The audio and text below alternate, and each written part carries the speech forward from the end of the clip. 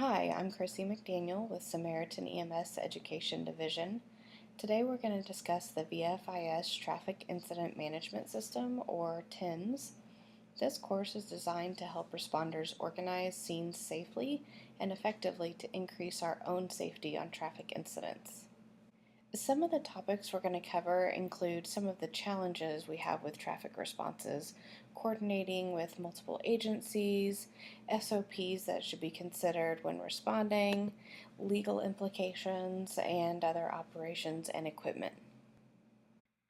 The TIMS training was created as part of the second Strategic Highway Research Program authorized by Congress in the Safe, Accountable, Flexible, Efficient Transportation Equity Act. The focus of this act is to address the pressing needs of the nation's highways regarding road safety, traffic congestion, and aging infrastructure. The project, which developed this curriculum, was conducted under the research focus area of reliability, and the goal is to reduce congestion and improve travel time through incident management, response, and mitigation.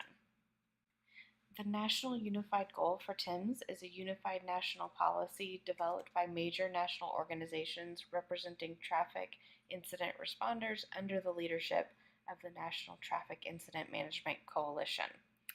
The NUG encourages state and local transportation and public safety agencies to adopt unified, multidisciplinary policies, procedures, and practices to improve the way traffic incidents are managed. The NUG has 3 main objectives and 18 related strategies.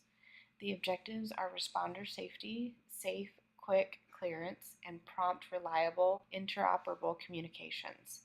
This course was developed by professionals from all disciplines, reviewed extensively, and then pilot tested with practitioners from all disciplines. Effective traffic incident management has a direct impact on the congestion of roadways. Our goal is to coordinate our efforts so that we can get traffic moving as quickly but safely as possible. To be effective with your traffic management, we want to reduce the amount of time the incident is impacting the roadway. This also increases the safety of motorists, victims, and responders. What we want to keep in mind is one of the most basic things we talk about in any class: crew safety, scene safety. Everyone needs to go home at the end of the day. This includes basic precautions like seatbelts, responding at safe speeds, stopping at red lights, and protecting your scene. So, reiterating our program objectives, we will be discussing documentation of scene hazards, how to improve responder safety, and using the strategies of the National Unified Goal. We want to keep in mind appropriate PPE for emergency responders on roadways. We want to keep in mind our incident action plan and ensure it includes proper placement of our apparatus and appropriate deployment of temporary traffic control. We also need to keep in mind that we need to be working within the best practices depending on which jurisdiction we're in. If we are EMS responders, we may be working with different law enforcement agencies who conduct traffic differently or with different needs. It's important to be flexible and receptive to their practices. So our goal here is to present the class in a way that we promote learning for our emergency responders who may be involved in these highway incidents. It's also important to note that this course uses the term highway in reference to any roadway where vehicle incidents could occur. This could be interstate, suburban, rural, dirt, or other roadways, any place a vehicle can travel. One of the best ways to reduce risk is to be aware of it before it even happens. We need to be able to identify risks and then prioritize them. We also need to think about how to control the risk, implement those practices, and then it's also imperative to monitor the results. If we review incidents and look at how we did or did not reduce risk, we can evaluate whether or not our practices need improvement or change. So we can see here risk control is defined as any conscious effort, action, or decision not to act that reduces the frequency, severity, or unpredictability of accidental loss. Pay close attention to the decision not to act as well. Sometimes risk is not about what we did, but rather we failed to act, which caused further incident. If we are able to be aware of risks before they happen, the best measure for prevention is to just avoid them altogether. This is a guaranteed way to stay away from incidents, as not engaging will cause no reaction. However, we need to realize that this isn't practical for emergency responders. We have a duty to act, and sometimes that means we have to engage in the risks. That's why we need to be prepared for risk reduction. With risk reduction, we can take steps that we've created and make SOPs to help us through these risky events. We then need to enforce that these SOPs are used when we respond to highway incidents, when we are working on roadways, or when temporary traffic control zones are being created. Have you ever heard the term near miss or close call? The best way to remember this, especially in terms of risk reduction, is when an accident should have happened, but by some stroke of good luck, it didn't. Now, if we look at a couple models of risk and the occurrence of near misses versus serious injury, we can see that near misses occur hundreds of times more often than actual serious injury. We talk a lot about risk as it pertains to preventing serious injuries, but we don't think about all the times we had significant potential for serious injury. Here we see a secondary set of data where the near misses were 600 times that of the serious injury. Again, we really need to keep in mind that oftentimes we just get lucky and avoid a loss, but even the hustler loses a hand every once in a while. So our training today is a combination of lecture, initial training, drills, video, and an assessment at the end. One of the first aspects we are going to discuss is the extent of the problem with traffic management. Traffic crashes like this are occurring every day on the nation's roadways. According to the National Highway Traffic Safety Administration, there were 5,419,000 traffic crashes in 2010. Traffic incidents are the source of approximately 25% of all congestion. In addition to negatively impacting travel time and reliability, traffic incidents also impose a significant economic cost. However, the overarching purpose of TIM and today's course is safety, the safety of responders, those involved in incidents, and passing motorists. Consider that in 2010 there were over 1 million injury crashes, which equates to approximately 3 injury crashes every minute, 24/7. And think about how many responders respond to each injury crash. This video highlights the potential dangers encountered at vehicle fires and underscores the need for blocking additional lanes during vehicle firefighting.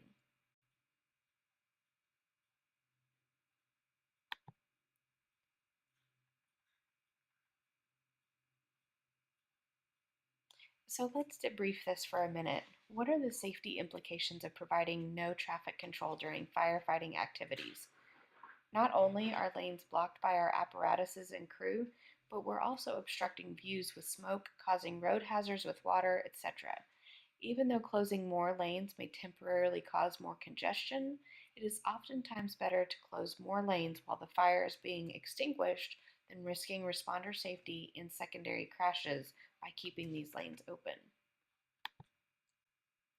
Some of the things we're going to discuss in this chapter are the roles of crew members during highway incident scenes, recognizing risk factors that may cause crew injury or death, the impact of these injuries and deaths to emergency responders, and let's talk about the rationale for changing the attitudes of emergency responders at highway incidents. Think back to your first emergency service class. Maybe it was EMR, EMT Basic, or Firefighter 1.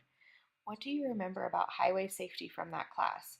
Do you remember discussing some of the potentials for personal injury? How does your vehicle change? Do you remember how to handle increased traffic volume through your scene or the attitude of your crew members as they work in these incidents? D-drivers is a phrase that has been coined to indicate a type of driver who is inattentive, impaired, or who makes poor driving decisions. These are the types of drivers who cause crashes and kill responders in the line of duty. According to the National Safety Council, using a cell phone while driving is equivalent to driving impaired, and texting while driving is equivalent to driving blindfolded. There are a wide variety of distractions for drivers, especially now with portable and embedded technology in vehicles. Things like cell phones, GPS devices, even video players can cause drivers to focus on things other than the road. There are other distractions such as using the cell phone, eating, even putting on makeup that can inhibit the driver from devoting full attention to the roadway. According to the University of Utah, using a cell phone while driving delays the driver's reaction by as much as having a blood alcohol concentration legal limit of 0.08. Another study shows that using a cell phone reduces brain activity needed for driving by 37%. So we can see that there are actual physical changes to the body that increase the driver's chance of having an incident. A study for NHTSA states that 80% of all crashes and 65% of all near crashes involve some type of distraction, while nearly 6,000 people died in 2008 in crashes involving a distracted driver. So exploring further statistics, we can see that the highest offenders are the youngest and inexperienced drivers under 20 years old, and drivers who use handheld devices are 4 times as likely to get into crashes causing injury. Some national work zone safety statistics show us that there are approximately 115,000 crashes each year, 40,000 injuries annually, and around 1,020 fatalities compared to the 1999 average of 872. We can break this down to see that there is one work zone or emergency responder injury every 9 minutes. That comes down to 160 every day. There is one work zone or emergency responder fatality every 8.2 hours. That comes out to about 3 each day. NHTSA studies how rural roads are the most dangerous roads in the nation. Why might this be? More curves in the road, people passing on a 2-lane highway. Sometimes people have less regard, thinking that if it isn't a high-speed highway, it doesn't pose as much risk. Now let's start to explore a little further than perhaps your initial road safety classes did. Quick check at the freeways in Hawthorne, West 105, traffic problem on I-10 eastbound between 24th Street and University is free left lane.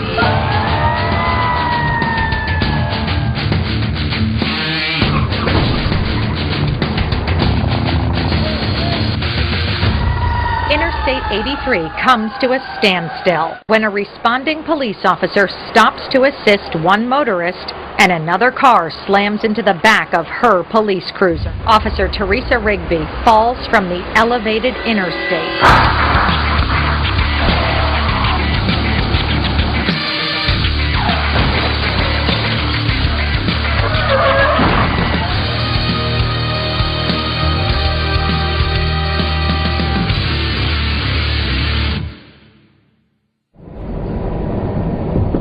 All of us have public safety responsibilities. In managing traffic incidents, we have an obvious obligation to the people involved, but we also have a responsibility to motorists to prevent secondary crashes and reduce delays. Finally, we must remember that our safety and that of fellow responders should always be a primary consideration. From the major multi-vehicle crash on a busy freeway to the disabled vehicle on the shoulder of a local street, the need for traffic incident management is apparent. The National Law Enforcement Officers Memorial is located in Washington, D.C. The FBI tracks officer deaths nationally. Over 24 years, 278 law enforcement officers were struck and killed by vehicles. That averages out to 1 officer killed each month. The Fire Service has a similar memorial in Emmitsburg, Maryland, where it honors those firefighters who have made the supreme sacrifice, including 5 killed in struck-by incidents in 2010. The International Towing Hall of Fame and Museum in Chattanooga, Tennessee, memorializes those killed performing the important tasks of that profession, an average of 1 every 6 days. An average of 23 highway workers were struck and killed by vehicles each month in 2010. There are consequences for everyone when incidents occur on our roadways. They may be minor inconveniences like being late for work or a missed appointment, or even more serious outcomes like being involved in a secondary crash as a result of an incident-related traffic congestion. To some degree, traffic incidents are inevitable, but definitely something that we need to manage better for the benefit of everyone involved, for commerce, convenience, and most of all for safety. You likely have had many experiences from traffic incidents and working with fellow responders. Some good, and perhaps some that didn't go so well. It boils down to being on the same page to some extent. Traffic Incident Management, or TIM, is one way we can all pull in the same direction on an incident scene. The National Traffic Incident Management Coalition represents most national responder groups, and it has established a unified vision for TIM called the National Unified Goal, or NUG for short. That goal provides the framework for incident management for responders. Responder safety, safe, quick clearance, and prompt, reliable, interoperable communications. Over the next few minutes, we are going to give you the basic tools to understand TIM, work together on the scene, and ultimately clear the scene quickly and safely. If we do our jobs well, everyone benefits. We can reduce incident duration significantly. We can reduce secondary collisions, which are also the ones where our incident responders are injured and killed. And we can improve safety for all motorists who may be driving near incidents. The Manual on Uniform Traffic Control Devices, or MUTCD, is a set of national guidelines used by transportation engineers and other highway safety professionals to ensure that signs, signals, and markings have consistency throughout the United States. A section on temporary traffic control zones applies to traffic incident management areas. Let's start by defining what constitutes a traffic incident. A traffic incident is an unplanned, randomly occurring traffic event that adversely affects normal traffic operations. You can see by the definition that an incident can vary widely from a stalled vehicle on the roadway shoulder, roadway debris, or a multi-vehicle crash with injuries that block several lanes on a major highway. Even a routine traffic stop can be a type of an incident, since it is an unexpected event to a passing motorist. Minor incidents are those that are cleared in less than 30 minutes, like minor crashes, roadway debris, traffic enforcement actions, and other events that impact roadways briefly. Most of what you encounter will fall into this arena, and it will likely be just handled by you.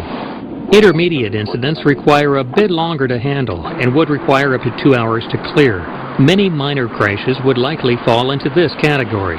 Again, it may be just you as a single responder, or perhaps someone else from police, fire, or towing to help briefly. Major incidents are the ones that take more than 2 hours to clear. In many of these instances, you are likely to have more responders and the help of a public works or DOT with traffic direction and diversion.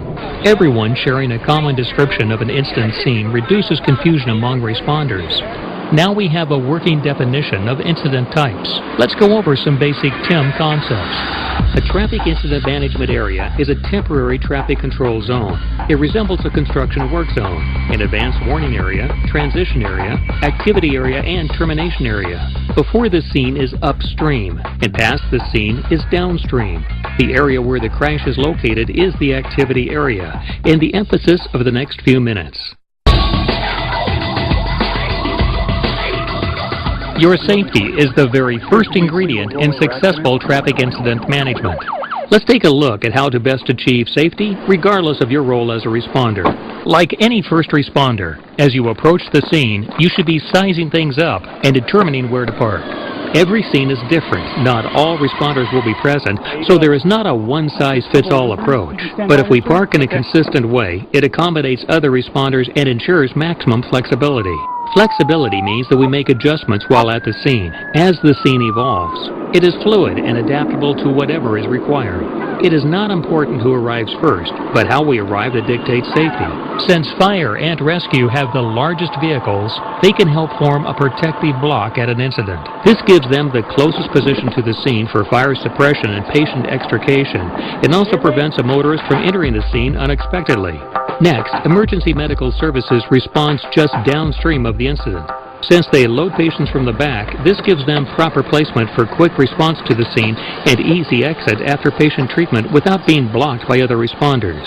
A lane plus one concept is standard to provide a sufficient lateral buffer for fire response and to give emergency responders a safe working condition during extrication, patient care, or firefighting. As conditions change at the scene, every effort should be made to minimize the impact to travel lanes. Here is an example of where we might park fire apparatus.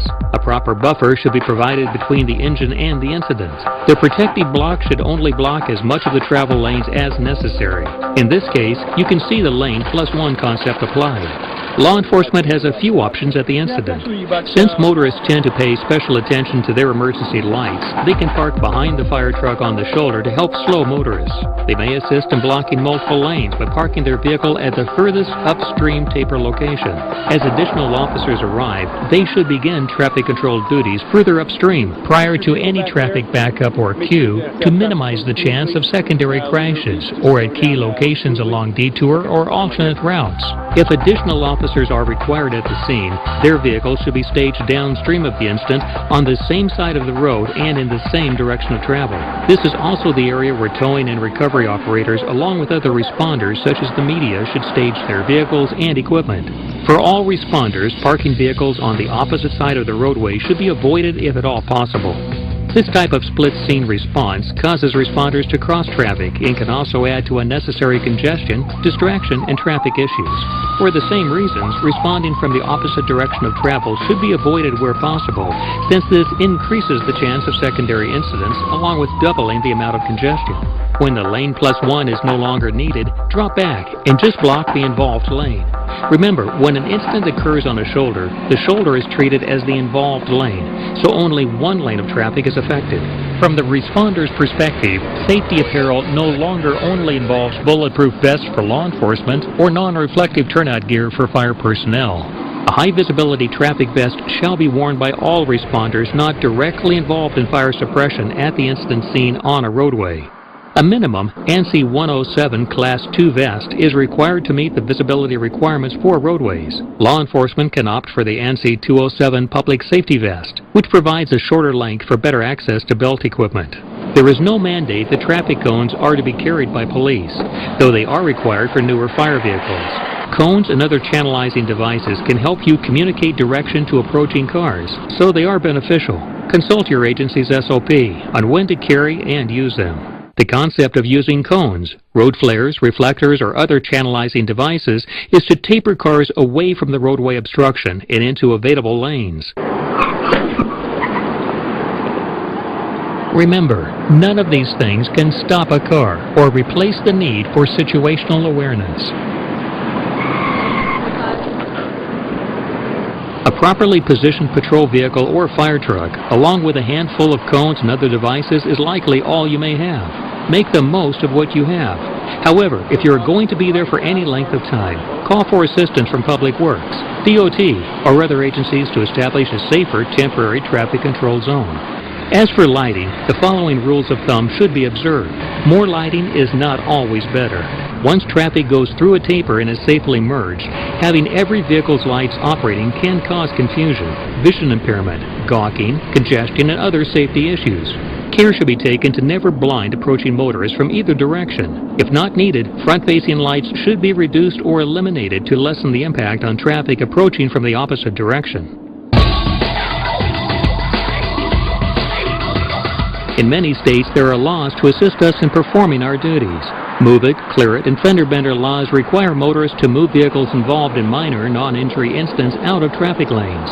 Safe, quick clearance laws give law enforcement and other agencies the ability to efficiently utilize resources to open roadways without incurring liability when public safety is at risk. They can be used for anything from towing abandoned vehicles during inclement weather or evacuations to dragging overturned tractor-trailers out of the roadway or utilizing non-standard towing rotation practices or Department of Transportation equipment to quickly clear travel lanes.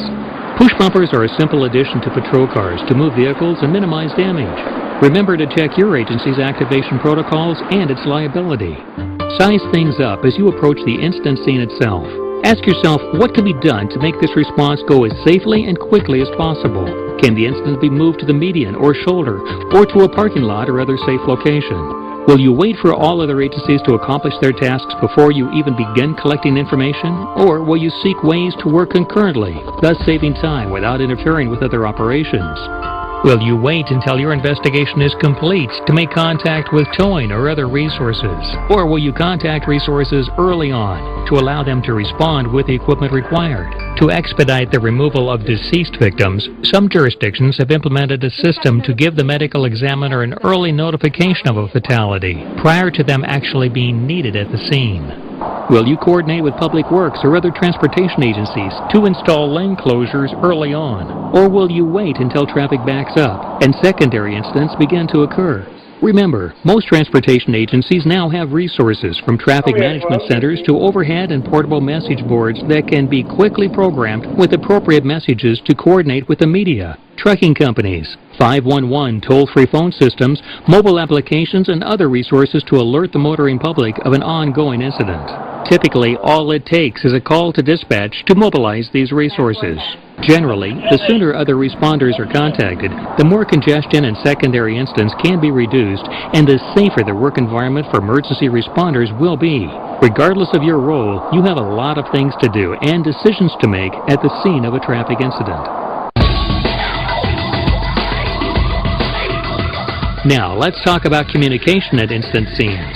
Like this pit crew, each of you has a specific job to do. While all responders have their own jobs, they have one overriding objective: to get in and out as quickly and as safely as possible.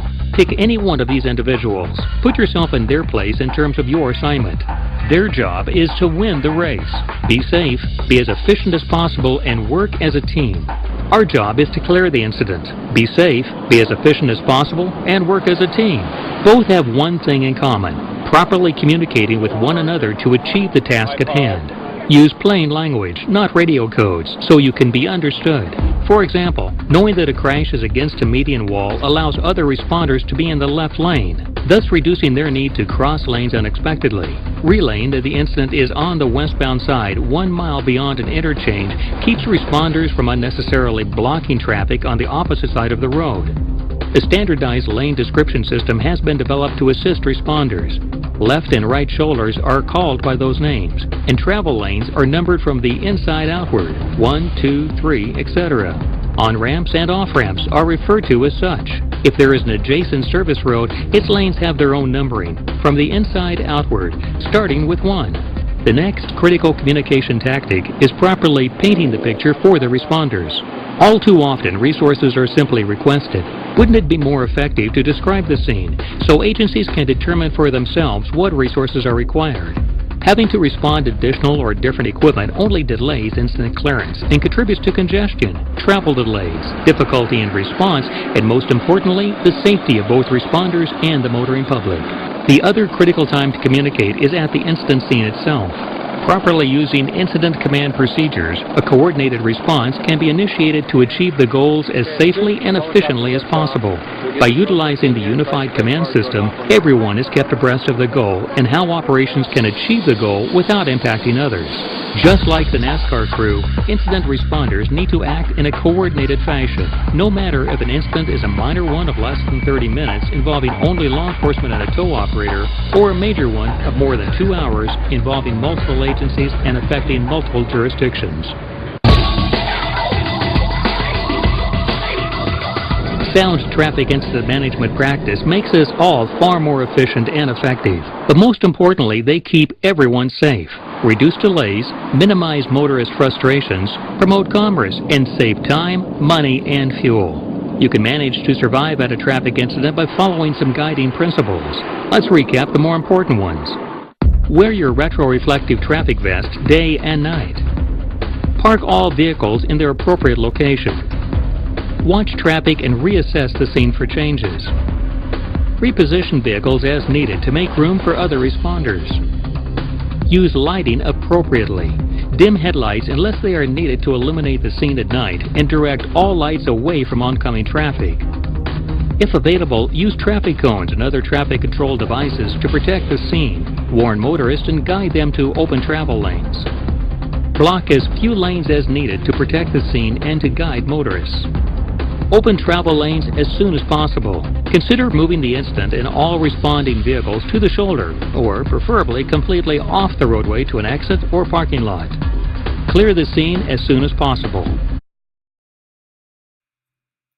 On March 9th in Lionville, Pennsylvania, an initial alarm came out at 1410 for a car in the ditch on the turnpike. It was raining and the roadway was wet. Fire and EMS arrive with their ambulance, engine, rescue. The chief and assistant chief respond too. Now, while they're tending to the scene, a tractor trailer loses control and crashes into the scene. Naturally, this causes mass chaos, confusion. Several companies are now dispatched to help. There are lots of calls coming out anyway because of the weather, so the radio is already congested. And of course, any medevac helicopter is grounded because of weather. So everyone is going to have to transport and clear this scene by ground. There were 8 firefighters and 2 EMTs involved in the incident. There was 1 fatality, a firefighter, 9 serious injuries. Even the assistant chief was disabled and ended up resigning, not to mention physical therapy and surgeries for another firefighter. Listen in for an incident out of Midwest City, Oklahoma. 2, stay in your truck. All units stand by for EMS. Ladder 2, Squad 2, respawn. Hedelberg and I-40. Around Hedelberg and I-40. Westbound on I-40. Single car with hydroplane and hit the center wall. Ladder 2, Squad 2, respawn. East I-40 at Hedelberg. Westbound on I-40 on a single car, signal 8. Was there 51 at 1922. First Squad 2's en route. That was eastbound, is that correct? It's going to be around I-40 in Hedelberg. They're advising westbound, single car that hit the center median. Order Squad 2's on the scene. 10-4, Squad 2. To the headquarters. Go ahead, 2. ETA on police officer. We started ours to assist you. OHP advised they were in the area, shouldn't be far behind. Got notified 203, we just got hit. 10-4, do you need further assistance, Ladder 2? Stand by, let us check on passenger. Ladder 2 to headquarters, we're going to need an ambulance back here. 10-4, can you advise if it's a firefighter? If it's a civilian driving the car. 10-4. Ladder 2 captain, watch out behind you. Watch out behind you. First, I need a couple ambulances out here. I've got 2 firefighters down. Engine 1, Squad 1, 203. Engine 1, Squad 1, 203. Respond with Ladder 2, 2 firefighters down. 2 firefighters down. Hedelberg and East I-40. Hedelberg and East I-40. Have to get somebody up here to stop this traffic. We've had another wreck. Ladder 2, we're 1018 and all units. All units are 1018. They're code 3 to your location. 203's en route. Let's get highway patrol on this too. 203 OHP is 1018 also. Where do we get to? We come off Air Depot. Get off Air Depot, Hardy. We need all the help we can get. On the way, man. 203, do you want me to start further units? Negative. Let's go ahead and move somebody up to headquarters so to fill in. Station 5. 10-4, moving Station 5. Now here's a diagram of that scene. You can see car 1 is in the bottom right corner. A squad car and ladder car pull up behind that, where the 3 firemen are standing near the concrete wall. Car 2 strikes the back of the ladder. Car 3 collides with the firemen, pushes them in front of the ladder, and car 4 hits car 2. This becomes wedged underneath. Now how does this scene look in your mind versus this? Now we really see cars 2, 3, and 4 are piled behind the ladder, while car 4 goes underneath car 2. And here's another angle of the final layout. Our second scenario shows a volunteer assistant fire chief who was killed by a tractor trailer while on scene of an NBC. There were near zero visibility conditions which had caused the initial incident. NIOSH findings from the incident show that it is imperative for fire to help establish control of passing traffic first before they respond to the initial emergency. EMS responders should also make sure ambulances are parked in protected areas and that they have high visibility vests compliant with requirements.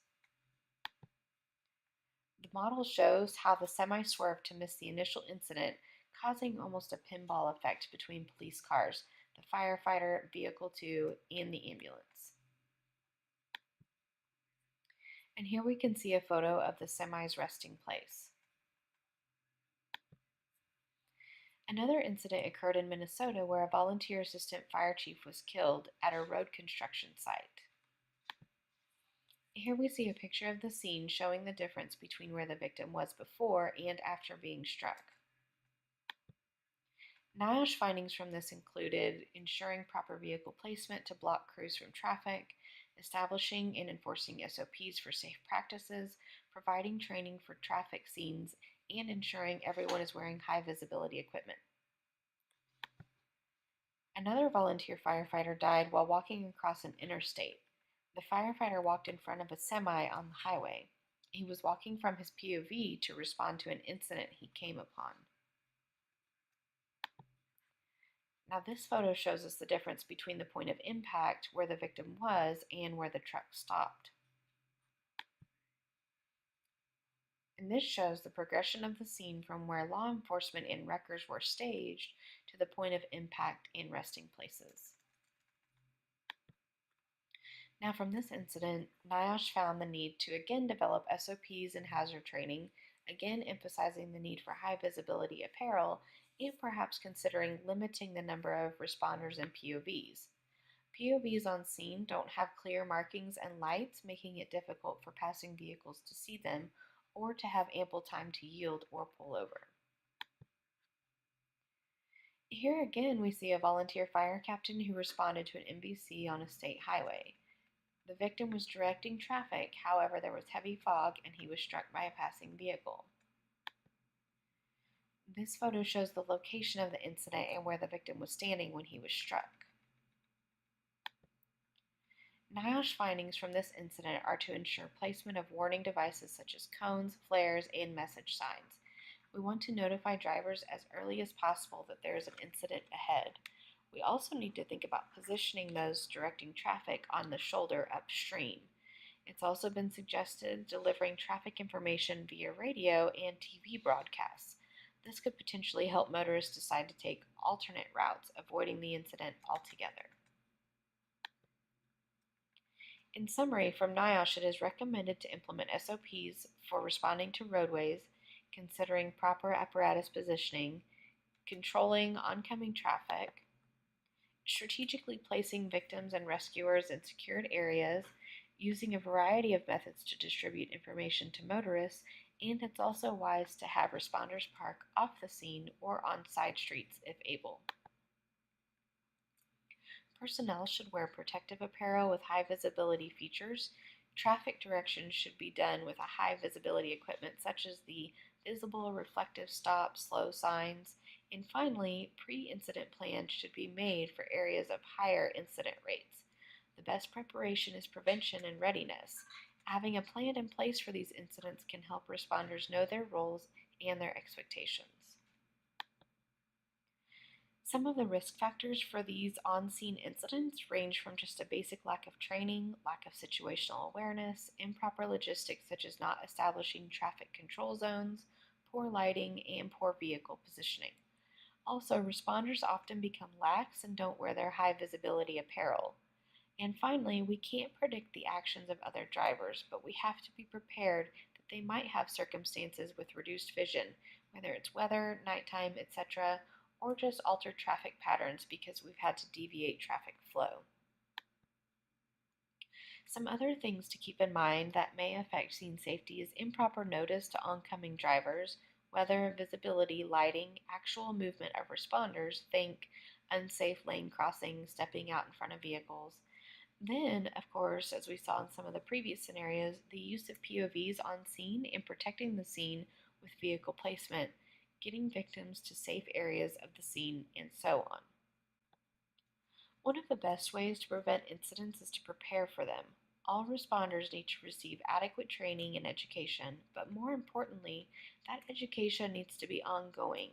Just taking a one-time class doesn't always cut it. People forget, information becomes outdated. It's imperative that knowledge is maintained properly. Again, by proper logistics such as appropriate apparel, vehicle positions, traffic control devices, coordinating with other agencies, and adequate visibility features, we can arm our responders with the tools and knowledge to prevent these on-scene incidents.